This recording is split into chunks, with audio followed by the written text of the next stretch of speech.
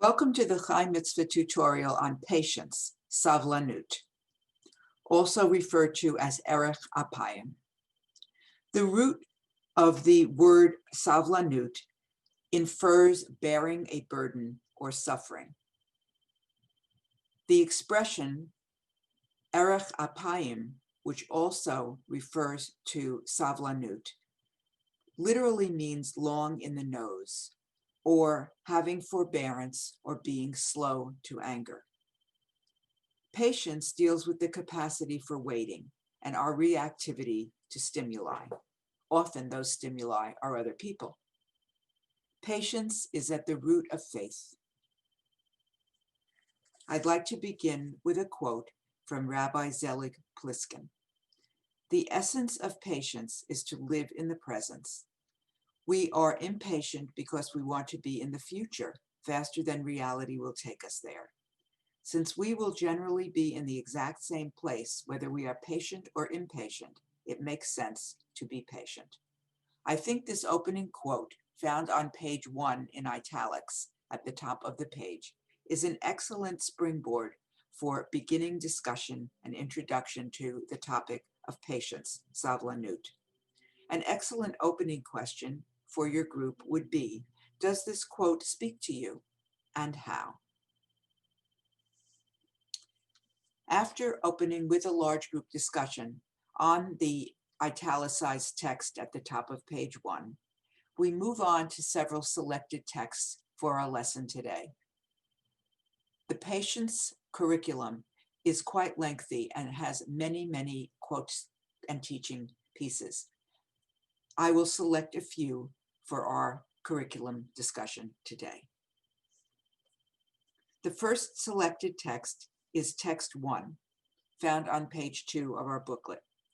Text 1 is grouped with several other texts, and we will be looking at texts 1, 4, and 5. Text 1 says, "Blessed is the one who waits." Text 2, which is the fourth text that we are referring to in the series, says, "Teach us to number our days that we may attain a heart of wisdom." And text 5 relates a story and says to us, "When I want to work on the midah, the trait of patience, while standing in a long checkout line at the supermarket, I will say to myself, what would a patient person feel like now, rather than force myself to actually be patient? The difference in these approaches is profound. If everything is just practice, then there is nothing for me to be arrogant about. I'm not claiming to be patient, I'm just practicing patience. Similarly, this approach undermines the critical and rebellious voice. What is there to criticize or rebel against? I am just practicing something."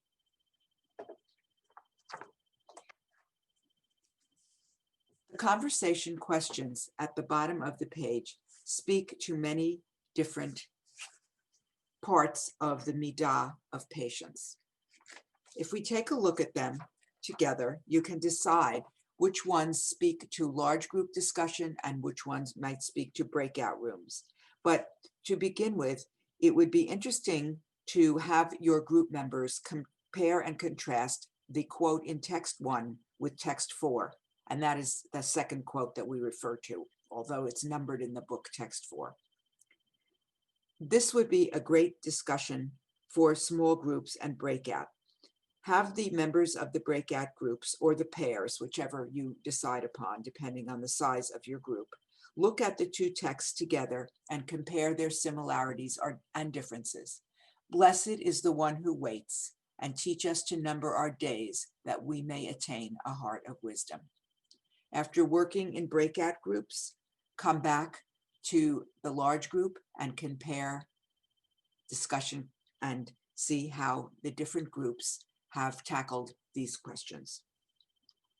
Looking at text 5, which was the little story that we just looked at about the checkout line in the supermarket, it is interesting to frame this practice, this midah of patience, savlanut, as a practice, as something you don't get right off the bat, but something you need to practice.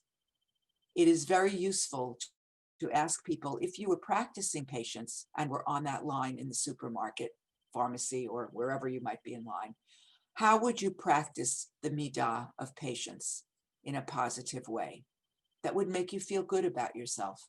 And I think this lends for an excellent large group discussion. Moving on to our next selected text for this discussion, we look at text 7, which is found on page 3. Text 7 says to us, the rabbis say about an angry person that she or he completely denies the existence of God. How is this? She or he becomes angry whenever anything happens that is not the way she or he wanted it to be. He fills with such anger that she or he is not connected to his or her mind anymore. A person in such a state is capable of destroying the entire world if she or he had the ability, because her or his mind is not in control at all. This text is a classic Musar text found in the book Mesilat Yesharim, The Path of the Just, which is an 18th century Musar text by Rabbi Moshe Chaim Luzzatto.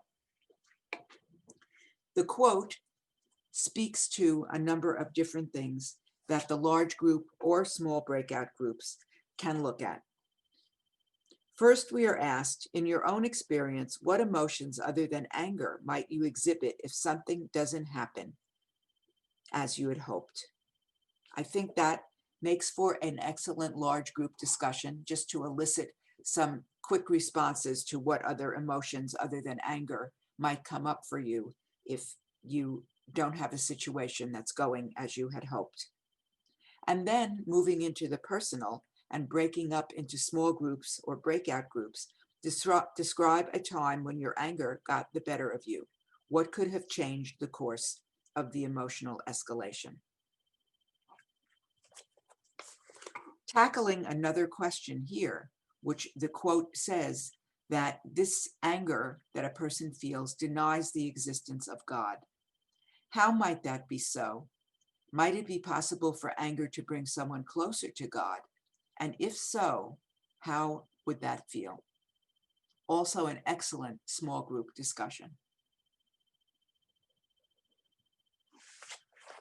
After the small group breakouts, a positive step would be to recommence in your large group and process what people have said. The variety of answers should be found to be quite interesting and contrasting one from the other. Several other texts that I'd like to look at are texts 11 and 12. Text 11 is found on page 4 and says, we are insolent, but you are merciful and compassionate. We are obstinate, but you are patient, forbearing, slow to anger, erech epayim. This is from the Yom Kippur liturgy. And you may find when having someone read this aloud in the group that people have heard of it and will say, oh yes, I remember hearing that every year at the high holiday time. Our second text that we will look at is better to be forbearing than mighty, to have self-control than to conquer a city. This one taken from Proverbs. Interesting discussion around these would be to look at what are the positive results of patience. And this is fine for a large group discussion. But also, then in contrast, what are the negative results of patience? And you might ask, as the facilitator, have there been times when people in the group have been too patient with a situation or with a person? And if that has had negative consequences or results, what have they been and what has that felt like?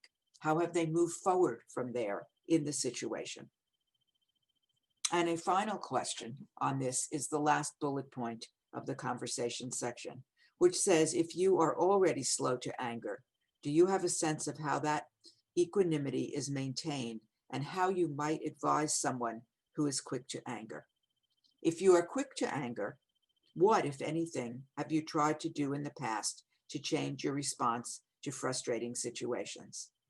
And you might actually frame this discussion as, suppose you were coaching someone who wanted to develop a greater sense of patience or who wanted to not anger as quickly. What advice would you give them? Or what tips could the two of you come up with together to explore this challenging question? Text 14 is the next text that I would like to look at. Text 14 is found on page 5. Text 14 says, "Behold, patience is a midah, a trait, with which a person should behave, to be insulted and still not withhold one's goodness from the other." This from the Musar teacher, Rabbi Moshe Cordovero, in the classic text Tomer Devorah, Palm Tree of Devorah, a 16th century classic Musar text.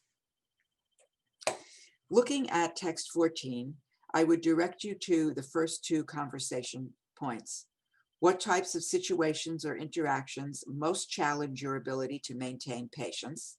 And that is an excellent large group discussion where people would not feel embarrassed, perhaps, or reticent to share what pushes their buttons, what challenges their ability to maintain patience. And then, how do you typically respond when insulted? How does the insult impact your relationship with the perpetrator? And that is a discussion, I think, better for small groups or chevruta pairs. And then perhaps to come back and share, depending on time, with the large group. Text 17 is the next text I'd like to direct your attention to. Text 17 is about cultivating patience with yourself as opposed to with others. If we don't have patience with ourselves, how will we develop the midah of patience with others? When a person begins in a path of spiritual growth, they think that they'll progress quickly. It's frustrating to find out that you can't move as quickly as you would like. According to the power of each individual, it is a general principle in spiritual service. Our resources are limited. Any growth we try to do needs to be built on this foundation. We have no choice but to go slowly and to not overburden or overextend ourselves. One who grabs a lot grabs nothing, but one who grabs a little grabs something. This teaches the Talmud in Tractate Kiddushin. In that bit, we do try. We may fail often. Nonetheless, there is no need to despair. Rather, we need to be stubborn and begin again until God helps us succeed. We need to exercise patience with ourselves. And our text tells us that though the righteous will fall 7 times, they get up again. This from Proverbs. Even if we fail many times in our practice, in the end, we will succeed with God's help. An interesting part of that teaching, and draw people's attention to it with God's help. And so the question remains, in what ways is Musar practice as a path of spiritual growth been frustrating? And how have we expected to progress more quickly? I think that is a helpful question to ask because it not only addresses this text that we're looking at, but also the other midot, the other traits that we've studied in the past. How have we wished we could move more quickly? And what has the frustration felt like? And what has the frustration taught us when we need to move at a slower pace? This would be an excellent discussion for the large group as we move toward the end of our text study. And finally, text 18, found on page 7, says to us, Gam ze ya'avur, this too shall pass. This text is from a very interesting story, which is found in text 19. It's quite a long story, and I would suggest if you would like to use text 18, depending on time permitting, you can do one of two things. You can teach the text and discuss the text just in its entirety as a text piece, or incorporate the text into the story and have someone volunteer to read the story of King Solomon, Shlomo the king, and see how the text fits in. But the most important part of this, depending on which way you would like to tackle this last text, is to look at what does the saying, "this too shall pass," connote for you? How would you interpret the text, and how has it played itself out in your lives? And that would be an excellent closing discussion for this topic of patience, savlanut, or erech apayim. We turn to the practices section found on page 8. There are quite a few practices outlined in the practices section found on page 8 and 9 as well. It would be interesting to actually go through as an exercise in the group the different practices, have people take a look at them, and since there are quite a few, perhaps have people imagine which ones would work best for them, given their personal situation. Take a few moments for each person to look through, and then come back and ask people which ones they might like to tackle in the week ahead, and perhaps why that speaks to them. Alternatively, you can have people just quickly review the practices or do so yourself in the group, and then send them home to choose 1 or 2 practices to go through during the week. They can share their progress with their Chavruta partner before the next class, and then come back in the next group meeting to share their success with the practice they have chosen. Best of luck with the midah of patience, savlanut, erech apayim.